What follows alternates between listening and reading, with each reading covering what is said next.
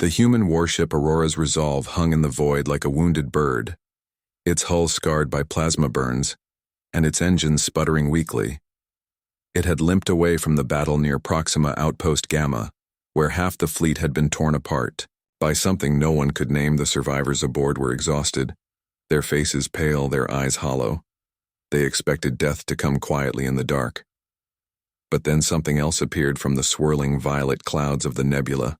A ship emerged. Unlike anything in human records, it was smooth and organic, shaped like a seed or a teardrop.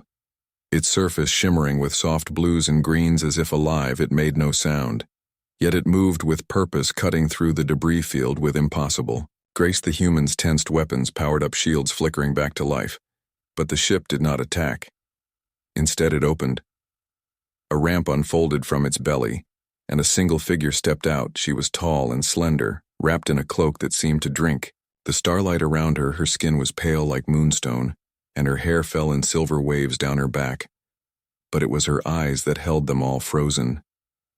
Eyes the color of liquid mercury, sharp and ancient and full of sorrow. She moved with a quiet confidence, as if she owned the stars themselves at her side. Something small and dark shifted. It uncoiled, slowly revealing itself to be a creature no bigger than a large cat, but built like a dragon. Its scales were black as void, yet they caught the light in strange ways, like oil on water wings folded tight against its back, and eyes that glowed faintly amber. It made no sound, but its presence filled the air like thunder before a storm captain. Elena Ruiz stood on the bridge of the Auroras, Resolve, her hands clenched behind her back. She had seen alien life before, but never like this, never so calm. So certain, never so human, and yet so clearly not open a channel. She said, her voice steady despite the knot in her chest. A weak signal crackled, through static, then silence. Then a voice, "I can hardly stand." "What did you do to me?" The words were spoken in English, but not the English of the Federation. It was older, smoother, like something from a history archive or a forgotten song. Every human on the bridge froze. Even the wounded medic near the back stopped taping a bandage to his arm. How did she know English? Who was she, and why did those words feel like a key turning in a lock? No one knew existed. Ruiz ordered a cautious approach. No weapons, no sudden moves. The stranger did not resist when a boarding pod connected to her ship. She stepped inside without hesitation. The dragon followed, curling around her shoulder like a living scarf, its claws clicking softly against the metal when the pod docked and the inner hatch hissed open. The crew held their breath. She stood there, tall and still, her silver eyes scanning the faces before her. Not with fear, not with anger, but with something deeper, recognition. Maybe grief. "I am Lyra," she said simply. "No last name, no rank, no origin, just Lyra. And this is Kael," she added, touching the dragon's head gently. The creature blinked once, its amber eyes locking onto Captain Ruiz, as if seeing straight through her uniform, into her bones. Ruiz stepped forward slowly, hands open, palms out. "I'm Captain Elena Ruiz of the Aurora's Resolve. We're with the United Earth Alliance. We mean you no harm." Lyra tilted her head slightly, as if listening to something far away. Then she spoke again, her voice low and musical, yet heavy with exhaustion. "You do not know what you've done, but you have done it all the same." Before anyone could ask what she meant, her knees buckled. Ruiz caught her just in time. Kael let out a soft hiss, but did not attack. Instead, he pressed close to Lyra's neck, his scales pulsing with a faint light like a heartbeat. "Get her to medbay now," Ruiz barked. Two medics rushed forward. But the moment they reached for Lyra, Kael flared his wings with a sharp snap. The sound echoed like breaking glass, and both medics stumbled back, their hands shaking. Not from pain, but from a strange numbness that spread up their arms. "He's not hostile," Ruiz said quickly. "He's protecting her. Let me carry her." Carefully, she lifted Lyra, who was lighter. Then she looked almost weightless, like she was made of mist and memory. Kael stayed perched on her shoulder, his eyes never leaving the humans as they moved through the corridors. In medbay, Dr. Maya Lin ran a quick scan from a distance using a portable biosensor. The results made her frown. Her vitals are strange, heart rate slow, but steady, brain activity off the charts, like she's dreaming while awake, and her cells, they're regenerating faster than normal, but also decaying at the same Time it's like her body can't decide if it wants to live or fade away. What is she? Ruiz asked. I don't know, Maya admitted, but she's not alien. Not in the way we think of aliens. Her DNA has human markers but twisted, altered like someone took a human blueprint and wove starlight into it. Lyra stirred on the med bed, her eyes fluttering open for a moment. She looked at Ruiz and whispered again, I can hardly stand. What did you do to me? This time, it wasn't a question. It was a Ruiz sat beside her, took her hand gently. It was cold but not lifeless. We didn't do anything. We swear. Lyra's lips curved into the faintest smile. Sad and knowing. You breathe, you remember. You hope that is enough, then she fell asleep. Kyle curled into a tight ball on her chest, his glow dimming to a soft ember. Through the shipward spread fast a woman from the stars, a dragon at her side speaking old earth tongue and collapsing as if the very air hurt her. Some crew members thought she was a ghost. Others, a weapon, others still a miracle. Engineer Zoe Carter watched from the doorway of medbay. She was young, barely 20, with grease on her cheeks and curiosity in her eyes. She had lost her brother in the battle at Gamma and had spent the last 3 days fixing broken circuits to keep her mind off the grief. But Lyra felt different. Zoe stepped closer, ignoring the warning glance from the guard. She said softly. Kyle's head lifted, his eyes narrowing. It's okay, Zoe whispered. I feel like I know you. That was impossible. Of course, she'd never seen a dragon before, let alone a silver-eyed woman from the void, but something in her chest pulled toward them like a compass needle finding true. Northcale studied her, then gave a single slow blink and lowered his head again. Zoe smiled. Maybe you do know me back on the bridge. Ruiz reviewed the sensor logs again. Nothing in the nebula before Lyra's ship appeared. No energy spikes, no warp trails, no debris that didn't belong. It was as if she had stepped out of a dream and into their reality, and that phrase kept echoing in Ruiz's mind. What did you do to me?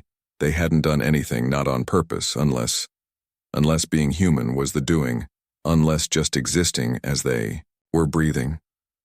Thinking loving was enough to call something ancient back from the edge of forever. The ship drifted in silence. The stars watching the humans, and the elf woman and the dragon all caught in a moment too big for words. And somewhere, deep in the medbay, Lyra dreamed of green hills and rivers that sang and a sky that remembered every name ever spoken under its. He did not know if she had come to save them or to be saved. But she was here, and that changed everything. Lyra remained in medbay for 2 full cycles, the ship's artificial sun rising and falling through the viewports as the Aurora's resolve drifted in safe orbit around a dead moon. No one had ever named the crew, moved quietly around her as if afraid to wake a sleeping storm. Kale never left her side. He sat curled on the edge of her bed, his amber eyes tracking every person who entered his wings, twitching at sudden noises. But he did not attack again. He only watched and waited. Captain Ruiz visited, often bringing reports and soft words, but Lyra spoke little. She ate little. She seemed to draw strength not from food, but from the hum of the ship itself, from the voices in the halls, from the rhythm of human life around Heron. The 3rd day, Dr. Maya Lin decided to try a neural scan. It was standard procedure for unknown biologicals, a harmless sweep of brain activity to check for hidden trauma or foreign tech. Maya approached with the handheld device. Her steps light, her voice. Gentle, Lyra, I need to run a quick test. Just a few seconds. Lyra did not open her eyes, but she gave a small nod. Maya's fingers moved fast. The device glowed blue as it hovered near Lyra's temple. Then Kale moved, not with violence but with speed. A blur of black scales and sharp wings, he leapt between Maya and Lyra and let out a low sound. Not a growl, but a deep vibration that filled the room like a struck bell. The effect was instant. Maya's arms went numb. The device clattered to the floor. Her legs gave out and she collapsed, gasping, not in pain but in shock. Every nerve in her body had gone quiet, as if wrapped in thick wool. 2 guards rushed in, weapons raised, but Ruiz shouted. Hold. Kyle stood over Lyra, his wings half spread, his eyes blazing. He made no move to attack. He only shielded. Ruiz stepped forward slowly. Kyle, she said softly, we mean no harm. The dragon stared at her. then turned his head slightly toward Lyra as if asking. Lyra opened her eyes. They were clearer now, less clouded with exhaustion. She looked at Maya, then at Ruiz. Your machines. They do not understand us, she said. They see only parts, not the whole. What do you mean? Ruiz asked. Lyra sat up slowly. KL settled back onto her shoulder, his glow returning to a soft pulse. You scan for damage, you look for weapons, you search for lies, but you do not see the song inside. The song. The hum. The memory. The thread that ties us to what was and what could be. Ruiz frowned. You speak in riddles. Perhaps because your world forgot how to listen. That night, Ruiz invited Lyra to the observation deck, the ship's quietest place with a wide window showing the endless stars. Lyra walked barefoot, her cloak trailing behind her. Kyle perched lightly on her shoulder, his claws clicking softly against the metal floor. They stood in silence for a long time. Then Lyra spoke. I come from a place called Elysian. Ruiz waited. It was not always called that. Once it had another name, a human name lost to time. Elysian is a world far beyond your charts, hidden behind veils of light and shadow. Our people. We are not aliens. We are what happened when humans met something older than stars and chose to change. You're human in a way, yes, but not as you are now. We kept the old ways, the old songs, the old blood. We learned to speak with trees, to heal with starlight, to dream in colors you have no words for. And the dragon KL is more than a pet. He is a guardian, a memory keeper. He carries the stories of our world in his bones. Why are you here? Lyra looked down at her hands. They trembled slightly. I felt a call, not with sound but with feeling, a resonance deep in my bones. It pulled me across the void like a tide. I did not know who made it. Only that it was human, and that it hurt. Hurt, yes. Like a wound that will not close, like a name forgotten but still calling. Ruiz thought of the war, the losses, the fear that clung to every human ship like smoke. We have been fighting for a long time, she said. Perhaps that is why the call grew so loud. As they spoke, young engineer Zoe Carter passed by the deck on her way to check a coolant leak. She paused when she saw Lyra and the captain talking. She did not mean to eavesdrop, but something in Lyra's voice pulled her in like a current. Lyra turned and looked right at her, even though Zoe was hidden in the shadow of the hallway. Come closer, child. Zoe hesitated, then stepped into the light. You feel it too, don't you? Lyra said. Feel what? The pull, the hum. The song. Zoe swallowed hard. Yes. Kyle lifted his head and looked at her, his eyes softening. Lyra reached out and touched Zoe's wrist gently. Your blood sings louder than most. Zoe's breath caught. She did not understand, but her heart raced like it knew something. Her mind did not. Ruiz watched this exchange with quiet wonder. Over the next few days, Zoe began spending more time near medbay, not intruding, just sitting nearby, fixing tools or reading old manuals. Kyle started to notice her too. He would watch her hands as she worked or tilt his head when she hummed old earth tunes under her breath. One afternoon, Zoe dropped a wrench, and before she could reach for it, Kyle leapt down from the bed and nudged it toward her with his snout. Thank you, she whispered. He blinked once, then returned. To Lyra. Lyra watched them both, a small smile on her lips. He likes you. Why? Because you remember, even if you do not know it. Remember what? The green, the wind, the feeling of home. Zoe felt tears prick her eyes. She had grown up on a metal station orbiting Mars. She had never seen real grass or felt rain. But sometimes in her dreams she saw wide-open fields and heard voices singing in a language she almost understood. One evening Dr. Maya Lin tried again, this time with permission.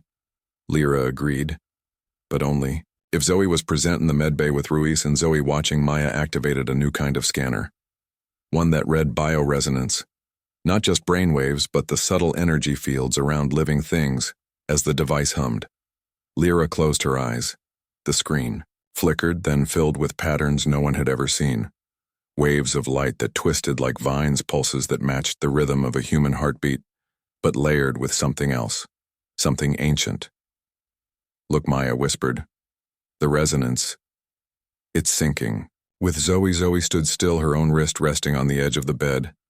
Lyra's fingers brushed hers lightly, and then it happened.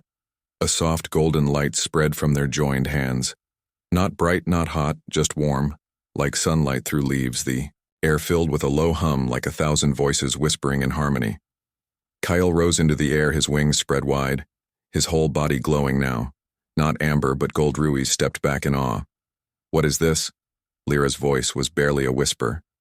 A memory waking in that moment. Zoe saw flashes not with her eyes but in her mind. A blue sky, a river running clear through a forest, a woman singing to a child, a dragon circling above a city built into living trees. And then it stopped. The light faded. Kale landed softly on Lyra's shoulder, both of them breathing hard. Zoe stared at her hand. It felt different, alive. Lyra looked at her with tears in her silver eyes. "You carry it too." "Carry what?" "The seed, the spark, the echo of Earth before it broke." Ruiz finally understood. "You're saying Zoe has your blood, not mine alone," Lyra said. "All humans do, but most have forgotten how to hear it." "Zoe has not forgotten. She listens even when she does not know she is listening." That night, Zoe could not sleep. She walked the halls, her mind full of images she did not recognize but felt like home. She found herself outside medbay again. Lyra was awake, waiting. "Come sit, Zoe." Why me?" she asked. "Why not you?" Lyra replied. "The song chooses who hears it, not the other way around." "Do you know what happened to your world?" Lyra's face darkened. "We were strong once we lived in balance with the stars, then others came. Not like you, but hungrier. They wanted our knowledge, our power. They called us monsters because we would not give it freely, so they burned our forests, silenced our rivers, and scattered our people into the dark." "Who were they?" Lyra looked out the viewport toward the edge of known space. "They wear many names now, but they always hunt the same way. They take and take until nothing is left." Ruiz had heard rumors of such beings. A shadow fleet that stripped planets clean, leaving only dust and silence. The Vorthax. Lyra nodded slowly. "They seek the last of us. They believe our blood holds the key to controlling life itself. And you think they will come here? Not if we stop them first, but we are just one ship." Lyra turned to Zoe. "You are more than a ship, you are a memory, and memories can wake armies." Zoe did not understand, but she felt the truth of it in her bones. Later that night, alarms blared through the ship. Sensors picked up a signal, massive and cold, rising from the dark beyond the nebula. It was not human. Ruiz ran to the bridge, her heart pounding. On screen, a shape formed, jagged and sharp like broken bone, covered in pulsing veins of red light. It was a Vorthax dreadnought, and it was heading straight for them. All hands battle stations in medbay. Lyra stood. She was weak, but her eyes burned with purpose. Kyle hissed, his wings flaring. Zoe grabbed her tool belt and ran to engineering. The Aurora's resolve was not ready for another fight, but Lyra knew something the humans did not. She walked to the hangar bay barefoot and unafraid. Ruiz found her there. "What are you doing?" "Helping." How Lyra looked up at the ceiling as if seeing through the metal to the stars above by reminding them what they are. She raised her hands and began to hum. It was not a loud sound, but it spread through the ship like water through cracks in stone lights. Flickered systems reset engines that had been sputtering, roared back to life. In engineering, Zoe felt a sudden clarity. She saw the ship not as wires and metal, but as a living thing with a heartbeat and a voice. She began to work faster than ever before, her hands moving as if guided. On the bridge, Ruiz watched, in shock as their shield stabilized, weapons powered up beyond normal limits. "What is happening?" Lyra is singing the ship back to life. Outside the Vorthax. Ship loomed closer, its weapons charging, but the Aurora's resolve did not wait.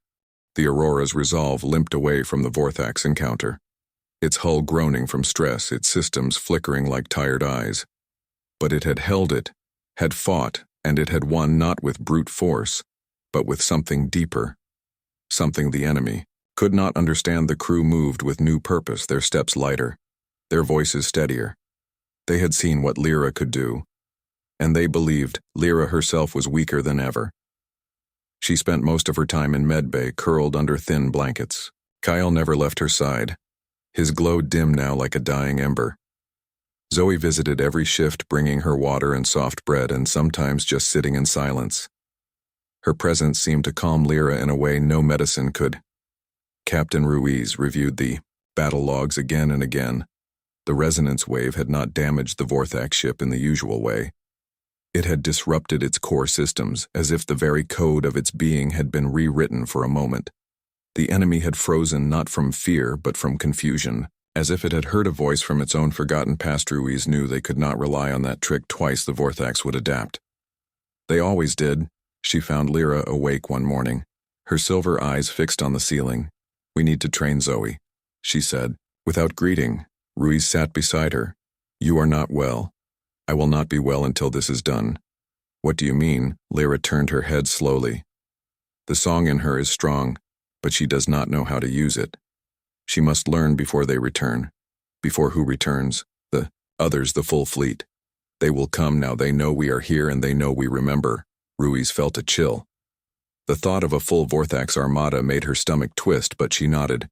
"What do we do?" "Teach her to listen." That afternoon, Zoe was called. To the observation deck, Lyra stood there barefoot, her cloak wrapped tight around her. Despite the warm air, Kale sat on a nearby console, his eyes watching Zoe with quiet intensity. "Stand here," Lyra said, pointing to a spot in the center of the room. Zoe obeyed. "Close your eyes." She did now. "Breathe not with your lungs, with your blood." So frowned. "What?" "Feel the ship around you, not as metal but as a body. It has a pulse, a rhythm, a voice. Can you hear it?" Zoe tried. She focused past the hum of the engines, past the chatter in the hall. She reached deeper and then she felt it.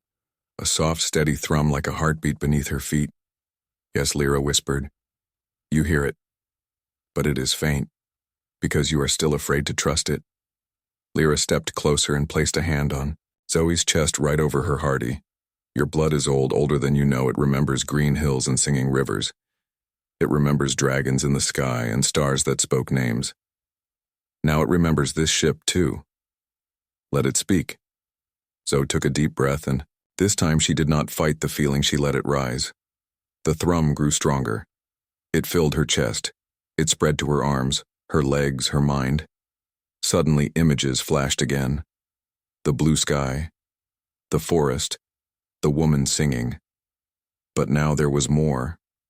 A city of light, a great tree at its center, roots stretching into the earth and branches into the stars, and around it circled dragons. Not just Kale, but hundreds of them, their wings weaving patterns of light. She gasped and opened her eyes. Lyra was smiling, softly. "You saw a lesion, was it real? It is real, it lives in you." From that day, Zoe trained every free moment. She learned to feel the ship's energy, to guide it with thought. Not just with hands. She could calm a sparking wire with a touch or boost a failing engine with a hum. The crew watched in awe, but no one questioned it. They had seen too much to doubt. Then the Vorthax returned. Not one ship, but 3 massive dreadnoughts rising from the dark like teeth in a giant's jaw. They moved in perfect silence, no signals, no warnings, just death approaching. Battle stations rang through the ship. Ruiz stood on the bridge, her voice calm but firm. "All weapons ready, shields at maximum." Zoe to engineering, Lyra to the hangar. Lyra did not argue. She walked. With slow steps, Kale on her shoulder, his glow returning faintly, in engineering. Zoe placed her hands on the main console and closed her eyes. She felt the ship's fear, its weariness, but also its will to fight, hold on. She whispered, "We are with you." Battle began. Plasma fire lit the void. The Aurora's resolve dodged and weaved, but it was outmatched. The Vorthax ships fired beams that did not burn but drained. They pulled energy from everything they touched. Shields flickered, engines sputtered, lights died on the bridge. Ruiz shouted orders, but the ship was losing in the hangar. Lyra raised her arms and began to sing again, her voice thin but clear. Kale rose into the air, his body glowing brighter with every note. The resonance wave spread once. More on Vorthax ship shuddered and pulled back, but the other 2 adapted, their hulls rippling like living flesh. They absorbed the wave and turned it against the Aurora's resolve. The ship groaned violently. In engineering, a console exploded. Zoe was thrown back, her head striking metal. Blood ran from her temple. Lyra felt it instantly, a sharp pain in her own chest. Zoe, she turned and ran. Not toward the battle, but toward engineering. Ruiz saw her on the monitor. "Lyra, what are you doing?" Lyra did not answer. She reached Zoe's side and knelt. The young engineer was unconscious, blood on her face, her breathing shallow. Kale landed beside them. His light pulsing fast. Lyra looked at Zoe, then at her own hands. "There is only one way." She bit her wrist, drawing blood dark and shimmering like liquid starlight. Then she pressed it to Zoe's wound, mixing their blood together. Kale let out a cry, not of pain, but of warning. The air around them shimmered. Zoe's body arched off the floor, her veins glowing. Gold beneath her skin, her eyes flew open, but they were not her own. They were silver like Lyra's, filled with ancient knowledge. Then she screamed, not in pain but in awakening. The sound tore through the ship, not loud but deep, like a bell ringing. In every soul, outside the Vorthax ships froze, their red veins dimmed, their weapons powered down. For a full minute there was silence. Then Zoe collapsed. Lyra caught her, holding her close, on the bridge. Ruiz watched in stunned silence. The enemy was retreating, not fleeing but withdrawing, as if in respect or fear. What happened I do not know, but it worked. In medbay Zoe lay still, her breathing steady, her skin warm. Lyra sat beside her, her own face pale, her strength nearly gone. Kyle curled around both of them, his light soft and steady. Hours passed. Zoe opened her eyes. They were brown again, but deeper, somehow full of quiet knowing. Lyra whispered, "What do you see?" Zoe looked at her hands, then at the walls, then at the stars beyond. "I see the threads," she said. "Everything is connected, the ship, the stars, the blood in my veins. It is all one song." Lyra smiled faintly. "You are awake." But then her smile faded. Zoe saw it too. Lyra was fading. Her skin was turning less silver, more pale, human. Her eyes losing their glow. Her breath shallow. "What is happening to you?" Lyra took a shaky breath. "The blood we shared, it did not just wake you. It called me home. My body. It remembers what I truly am, and it is trying to become that again. But you are Elysione was, but Elysion was born from earth, and earth is human. The closer I am to you, the more I remember, and the more I remember, the less I can hold on to what I became. You are dying, not dying." Returning, Zoe's eyes filled with tears. "Noise, and it is okay. But we need you. You have what you need now. You carry the song as I once did." Zoe looked at Kyle. He watched her with calm eyes, as if he had known this would happen. "Will you stay with her?" she asked him. Kyle blinked once, then nuzzled Lyra's hand. "Always." Ruiz entered quietly. She had heard from Maya what happened. Lyra looked at her captain. "You did not do this to me," she said softly. Ruiz knelt beside her. "I do not understand. You did not harm me. You reminded me of who I was, and that is a gift, not a wound." Ruiz took her hand. "It was cold. What do we do now? You fight, you remember, you protect those who still dream of green hills, and you I rest." That night the Aurora's resolve drifted in silence, the stars watching over them. Zoe sat by Lyra's bed, holding her hand. Kale lay across Lyra's chest, his light now a soft, steady pulse like a heartbeat. Lyra slept, but her breathing grew slower. Zoe closed her eyes and listened. She heard the ship. She heard the stars. She heard the old song, and for the first time she knew her part. In it the battle was not over, but the war had changed. Now they fought not just to survive, but to remember, and in that memory was power stronger than any weapon. Lyra stirred once more, her voice barely a whisper. "I can hardly stand." Zoe squeezed her hand. "You do not have." Lyra smiled and closed her eyes. The dragon's light glowed a little brighter, and the ship sailed on toward the dawn. Lyra slept, but she did not wake. Not truly. Her breath came slow and shallow, her skin pale like paper. Her silver eyes closed, as if she had finally let go of a burden too heavy to carry.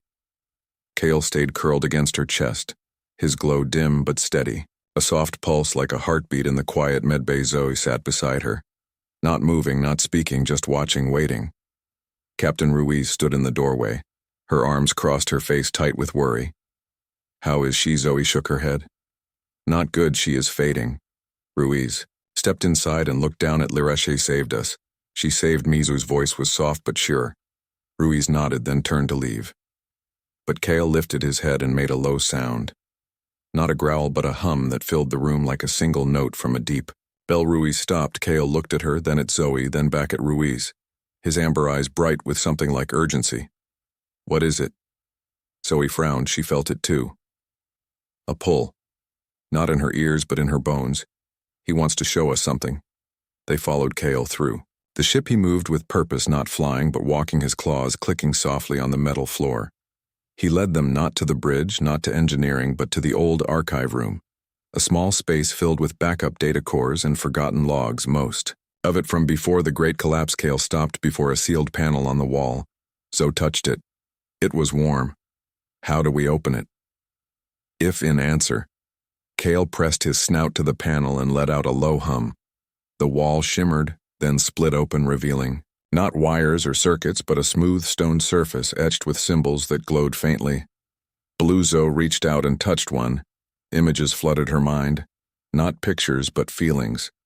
Memories. Earth green and blue cities rising into the clouds. Children laughing. Under real sun rivers clean enough to drink forests alive with song. Then fire sky dark with smoke ships falling. Cities crumbling, people running, screaming. Then silence, then a new world. Elysian born from the ashes, humans changed by time and need and wonder. They learned to listen to the wind, to the stars, to the blood in their veins. They became something more but never less than human. Kale turned to Zoe, his eyes full of sorrow and pride. You see now, he seemed to say. Zoe gasped and pulled her hand back. They were human. Ruiz stared at her. What Lyra, Kale, Elysian, they are not aliens. They are us, just changed. Ruiz shook her head. That cannot be, but it is. Zoe said, the blood. The song, the way Lyra speaks, it is all human. Just older, deeper. Kale stepped closer and touched Ruiz's hand with his snout gently. She felt it too. A rush of images. A woman singing, a child sleeping under a tree. A dragon circling above a city of light. Ruiz stumbled back, tears in her eyes. My God. Kale then turned and walked. To the center of the room, he sat down and closed his eyes. His body began to glow brighter. Not with heat, but with light that filled the room with warmth. Then his voice came not through sound, but through thought, clear and calm in both their minds. I'm not just a dragon, I'm a memory keeper. My kind were made long ago by the last scholars of old Earth. They encoded the knowledge of humanity into living form, so it would not be lost when the world broke. We went with those who fled to Elysian. We guarded the truth. Zoe whispered, what truth? That humanity was never meant to be alone, that we were meant to live with the world, not against it. The Vorthax, they hunt us because they believe our blood holds the key to controlling life itself. But they are wrong. It is not control. It is connection. Ruiz understood now. That is why Lyra is fading. Yes, Kale's thought was heavy when she mixed her blood with Zoe's. She awakened the human part inside herself, and it is pulling her back to what she truly is, but her body was changed too much by Elysian. It cannot hold both forms. She is becoming human again, and it is killing her. Zoe's heart. Aketis. There's no way to save her. There is no saving, only returning. But we need her. You do not need her. You have her gift. Now the song is in you, Zoe. You carry Elysian in your blood and in your heart. Zoe looked at her hands. They felt different, alive with a quiet power. What do we do about the Vorthax? They will come again. They always do. They have tracked the resonance. They know the memory is awake. Then we fight not with weapons alone, Kale said, with truth, with memory, with song, with the thing they have forgotten how to feel. Ruiz nodded. We will be ready. They returned to Medbay. Lyra still slept, but her breathing was even slower. Zoe sat beside her and took her hand. Hear you, she whispered. I will not forget. Lyra's fingers twitched slightly as if in answer.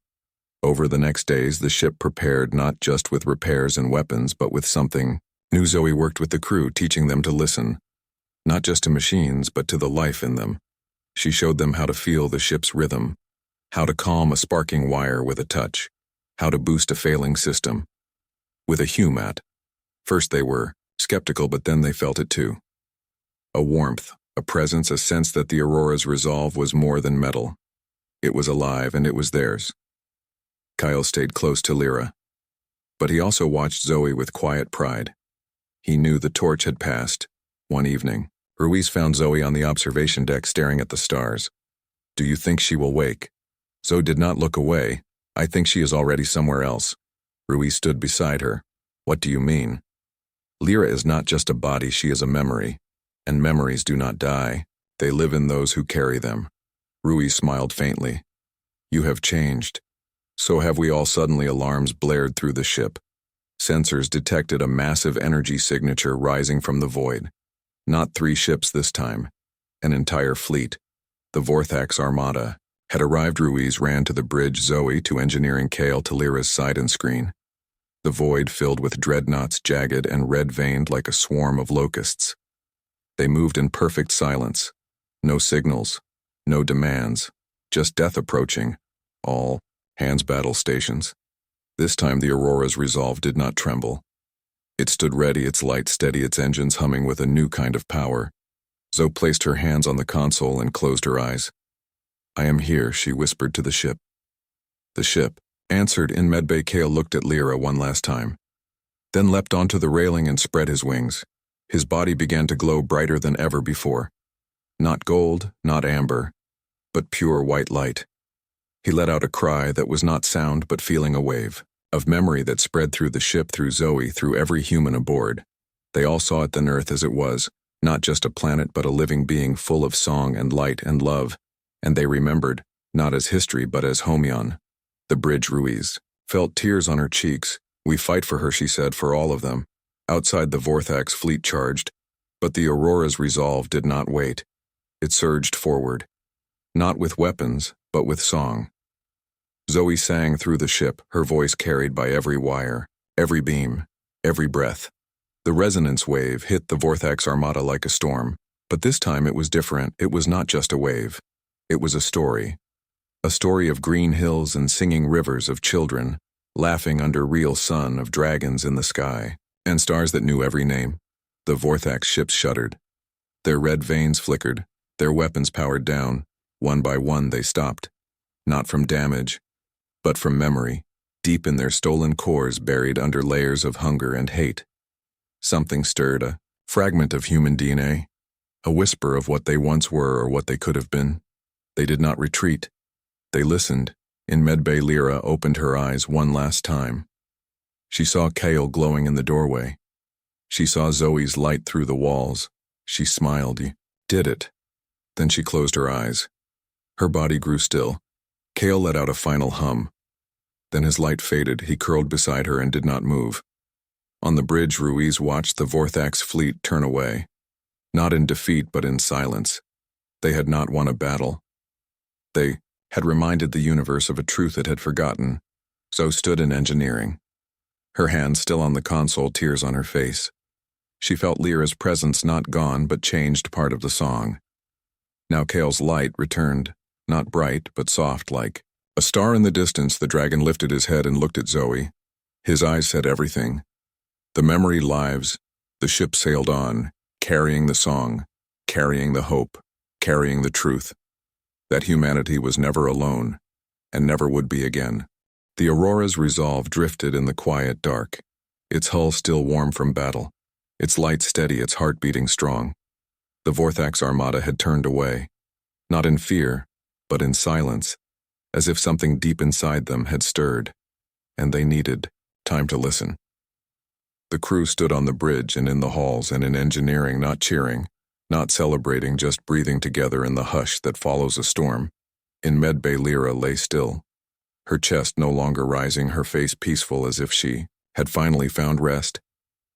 Kyle sat beside her, his scales dull, his wings folded tight, his amber eyes dim but watchful. Zoe knelt at the edge of the bed, her hand resting on Lyra's cold fingers. Tears fell, but she did not sob. She knew Lyra was not gone. She was part of the song now, and songs do not die. Captain Ruiz entered quietly. She stood at the foot of the bed and looked down at the elf woman who had changed everything. She gave us more than we deserved. Zoe looked up, her eyes red but clear. Gave us ourselves. Ruiz nodded, then turned to Kale. What now? The dragon lifted his head slowly, then walked to the center of the room. He sat down and closed his eyes. His body began to glow again. Not bright, not fierce, but soft like moonlight on water. Zoe felt it first, a pull not in her ears but in her blood. He is calling. Calling what? The truth. Kale opened his mouth and let out a sound, not loud but deep. A single note that spread through the ship, through the void, through the bones of every human aboard, and then it began. The ship's systems responded not with alarms but with harmony. Lights pulsed in rhythm, engines hummed in tune. Even the air felt warmer, thicker with meaning. Zoe stood and walked to Kale. What do you need me to do? Carry the memory. But how be remembering out loud? Zoe understood. She walked to the comms panel and opened a channel. Not to one ship, but to all human frequencies near and far. "This is Engineer Zoe Carter of the Aurora's Resolve," she said, her voice steady. "If you can hear, this, do not send weapons. Do not send soldiers, send stories. Stories. Yes, tell your children about green grass, real rain trees that grow tall and strong. Tell them about rivers that sing and stars that watch over us. Tell them we were never meant to live in metal boxes forever. Tell them we come from Earth, and Earth lives in usher voice carried across space, carried by the resonance Kale had awakened, on distant stations, on warships, on refugee vessels. People stopped what they were doing and listened. A child on Mars station whispered to her doll, "I want to see a real Tria pilot." Near Titan turned off his targeting system and played an old lullaby. His grandmother used to sing. Scientist on Europa looked up from her data and cried for the first time in years. The message spread like roots through dry soil, and far away in the dark, the Vorthax fleet slowed even more, deep in their stolen cores. The human fragments stirred again, not as data, not as fuel, but as memory. They had taken so much, but they could not take this because this was not owned. It was shared on the Aurora's Resolve. Kyle rose into the air, his glow growing brighter with every passing second. Zoe knew what he planned. "No," she whispered. "Yes," Ruiz said softly. "He has to finish it." Kale flew to the hangar bay. The great doors opened to the stars. He hovered at the edge, his wings spread wide, his body now shining like a small sun. Zoe and Ruiz stood below watching. What will he do? He will sing the truth to the whole sky. Kale let out a cry, not of sound but of feeling, a wave of pure memory that rolled across the void. Carried Earth's first sunrise. It carried a mother's lullaby. It carried the laugh of a child chasing fireflies. It carried the quiet courage of farmers and teachers and healers. It carried the hope of those who planted seeds they would never see growth. Vorthax ships shuddered as one. Their red veins flickered, then dimmed. Their weapons powered down completely. One by one, their hulls split open, not in explosion but in release. From within them poured streams of light, not red but gold, not hungry but full. They were releasing the stolen life, the harvested memories, the captured songs. The void filled with drifting sparks, like fireflies returning. Home. The Vorthax did not attack. They listened. And for the first time in centuries, they remembered what it meant to be. More than hunger. Kale's light grew so bright it hurt to look at. Then it stopped. He dropped from the sky. Zoe ran and caught him before he hit the floor. His scales were cool, his eyes half closed. "You did it," she whispered. He blinked once. Then his body began to change. His scales hardened, turned to stone, then cracked. From the cracks, green moss grew soft and bright. Teeny white flowers bloomed. Along his spine, he was becoming part of the earth again. Even here in the void, even on a metal ship, life found a way. Zoe held him close as the last of his light faded. In medbay, Lyra's body began to change too. Her silver hair turned brown, her pale skin warmed, her fingers curled slightly as if holding a dream. She looked human now, truly human, and at peace. Ruiz placed a hand on Zoe's shoulder. "What do we do now?" "We go home." "But where is home?" Zoe looked out at the stars. "Wherever we remember it." The Aurora's Resolve turned its nose toward the inner systems, not to war, not to hiding but to sharing. They carried no weapons, only stories. They broadcast no threats, only songs. And as they flew, they left behind a trail, not of exhaust but of seeds, tiny living things wrapped in light, coated with the memory of Earth, on dead moons, on broken stations, on silent worlds. The seeds took root. Green returned slowly, quietly, surely. Months passed. Zoe stood on the observation deck, now wearing a simple tunic woven from ship cloth and moss. From Kale's back, her hair longer, her eyes older, but Ruiz joined her. "The fleet is growing," she said. "Ships are joining us, not for battle but for the song. Good. Do you think they will understand?"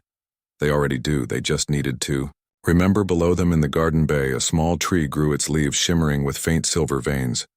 A gift from Elysian, a promise from Earth. Children played nearby, their laughter ringing through the halls. One little girl looked up at Zoe. "Will I ever see real rain?" Zoe smiled. "You already are." The girl looked confused. Zoe pointed to her eyes. "Tears are rain too." The girl wiped her cheek and laughed. In the distance, a new signal appeared. Not red, not cold but warm and steady. Another ship answering the call, not with weapons, with hope. Zoe closed her eyes and listened. She heard the ship, she heard the stars. She heard Lyra's voice soft and clear. You did not do anything to me. You just remembered me. And in that remembering, the whole universe began to hell. The war was not won with fire. It was won with memory. With song, with the simple act of saying, I'm human. And that is enough. The Aurora's resolve sailed on, carrying the last dragon's moss, carrying the elf woman's dream, carrying the truth that humanity was never alone and never would be again, as long as someone remembered to sing.